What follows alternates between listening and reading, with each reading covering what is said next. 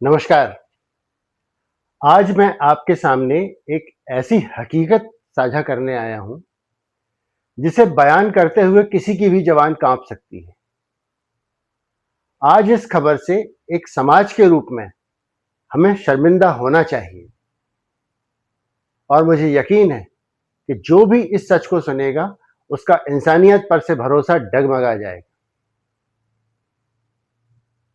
हम सबने मां की गोद से निकलकर इस दुनिया को देखा था। उसी गोद की छांव में हमने चलना भी सीखा।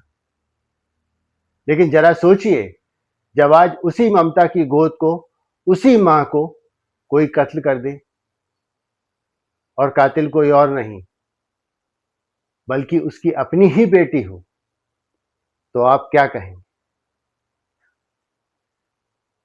जयपुर से एक ऐसी सनसनीखेज, रोंगटे खड़े कर देने वाली खबर इन दिनों चर्चा में है, जिसने समाज के चेहरे पर एक गहरा तमाचा मारा है। एक बेटी ने अपनी सगी मां को सुपारी किलर से हत्या करवा दी और इसे नाम दिया एक सामान्य सड़क दुर्घटना का। आज हम इस अपराध और इसके पीछे की सच्चाई के बारे में चर्चा करेंगे। साथ ही कोशिश करेंगे इसके मनोवैज्ञानिक पक्ष पर भी रोशनी डालने की। सो वीडियो पूरा देखिएगा। आइए इस घटना को सिलसिलेवार ढंग से समझते हैं, जैसा कि पुलिस और मीडिया रिपोर्ट्स के जरिए सामने आया है। मामला राजस्थान की राजधानी जयपुर के प्रतापनगर थाना क्षेत्र के रविंद्र नगर का है। विजय शर्मा का परिवार यहां कई सालों से रह रहा था। वे अपनी पत्नी नीरज और एक बेटी और एक दिव्यांग बेटे के साथ बहुत खुश थे। साल 2025 में एक बीमारी के चलते विजय ने इस दुनिया को अलविदा कह दिया। पत्नी नीरज पर दुखों का पहाड़ टूट पड़ा। अब बात जीवन यापन पर आने लगी। परिवार की चिंताएं बढ़ने लगीं। एक 23 साल की बेटी और एक दिव्यांग बेटे के भविष्य का जो सवाल था, लेकिन फिर भी जिंदगी धीरे धीरे आगे बढ़ रही थी।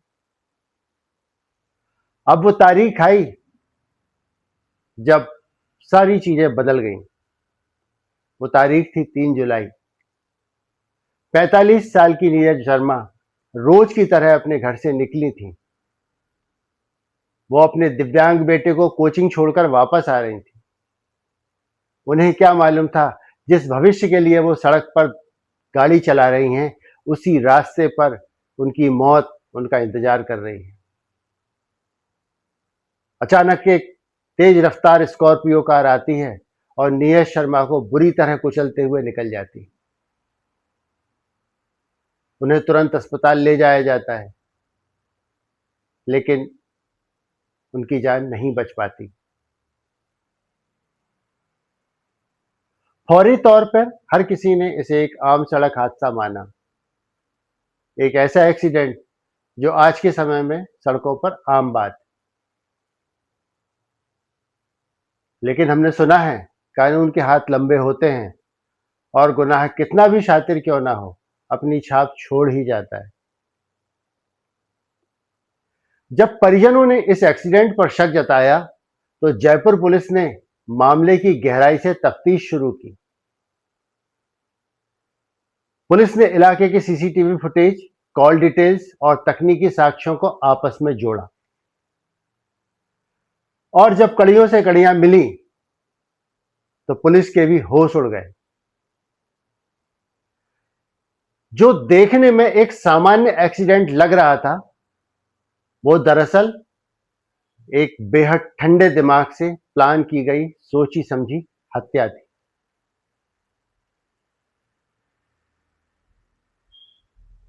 अब सवाल उठता है कि आखिर नीरज शर्मा की जान का दुश्मन कौन था? पुलिस के खुलासे के अनुसार इस खौफनाक साजिश की मास्टरमाइंड कोई बाहरी दुश्मन नहीं, बल्कि नीरज शर्मा की अपनी बेटी आयुषी थी। इस खूनी खेल की पटकथा लगभग 1 साल पहले ही लिखनी शुरू हो गई थी। नीरज शर्मा के पति कोर्ट में एलडीसी के पद पर तैनात थे। करीब 1 साल पहले उनकी मौत हो गई। पिता की मौत के बाद नियमों के अनुसार अनुकंपा के आधार पर एक सरकारी नौकरी परिवार के किसी सदस्य को मिलनी थी। पहला दावा उनकी पत्नी यानी आयुषी की मां नीरज शर्मा का था, सो यह नौकरी उनको मिल गई और मां ने नौकरी संभालने के साथ परिवार को भी संभालने की जिम्मेदारी शुरू कर दी। लेकिन बेटी आयुषी के दिमाग में तो कुछ और ही चल रहा था। वो चाहती थी कि पिता की वो सरकारी नौकरी और उनकी पूरी संपत्ति सिर्फ उसे मिले। जब मां ने खुद नौकरी ज्वाइन की तो आयुषी के अंदर नफरत और लालच का ऐसा जहर घुला कि वो साजिशों में जुड़ गई। वो लगातार डिप्रेशन और टेंशन का बहाना बनाने लगी। उसने अपनी मां को ही अपने रास्ते का सबसे बड़ा कांटा मान लिया। और इस घिनौने काम में उसका साथ किसने दिया? आयुषी ने अकेले इस वारदात को अंजाम नहीं दिया। उसने अपने ही ताऊ मोहन स्वरूप और चचेरे भाई बलराम उर्फ रवि के साथ मिलकर इस पूरी साजिश का अंजाम दिया। यानी जिस परिवार पर मां भरोसा करती थी, उसी परिवार के कुछ सदस्यों ने मिलकर 7 लाख रुपए की भारी भरकम सुपारी तय की और एक कॉन्ट्रैक्ट किलर्स को काम पर लगा दिया। पुलिस के मुताबिक यह साजिश पिछले 3 महीनों से रची जा रही थी। इतना ही नहीं, 1 महीने पहले भी उन्होंने नीरज शर्मा को मारने की कोशिश की थी, लेकिन उस वक्त सड़क पर भीड़ ज्यादा होने से कातिल अपने मंसूबों में कामयाब नहीं हो पाए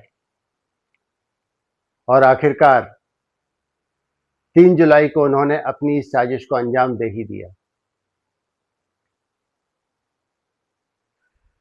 जयपुर पुलिस ने त्वरित कार्रवाई करते हुए मुख्य आरोपी बेटी आयुषी, ताऊ मोहन स्वरूप और सुपारी लेने वाले बदमाशों सहित कुल 7 लोगों को गिरफ्तार कर लिया है। घटना में इस्तेमाल की गई कार भी बरामद हो चुकी है। चचेरा भाई बलराम अभी भी फरार है, जिसकी तलाश जारी है। आयुषी ने पुलिस की पूछताछ में अपना जुर्म कबूल कर लिया है। उसने बिना किसी पछतावे से कहा, मां ने खुद नौकरी रख ली, इसलिए वो बर्दाश्त नहीं कर पाई। दोस्तों, क्या एक छोटी सी सरकारी नौकरी, चंद रुपयों के भत्ते, थोड़ी सी जमीन के टुकड़ों के लिए अपनी इस मां का खून बहाना इतना आसान हो गया है, जिसने खुद आपको पाल पोस कर बड़ा किया? मैं आज इस मंच से उस सलाखों के पीछे बैठी बेटी से पूछना चाहता हूं, क्या मां को खोकर तुम्हें वो नौकरी मिल गई आयुषी? क्या वो जमीन, वो दौलत तुम्हें मिल गई? नहीं, ना तुम्हें नौकरी मिली, ना तुम्हें दौलत मिली, ना धन मिला, ना सम्मान मिला। तुम्हें सिर्फ और सिर्फ पाप मिला है और उम्र भर का ऐसा कलंक जिसे किसी भी गंगा में नहीं धोया जा सकता।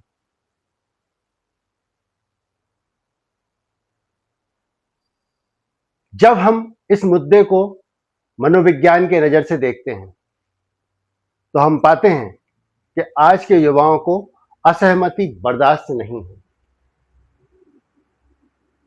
फिर चाहे वो माँ बाप हो, बॉस हो या कोई रिश्तेदार,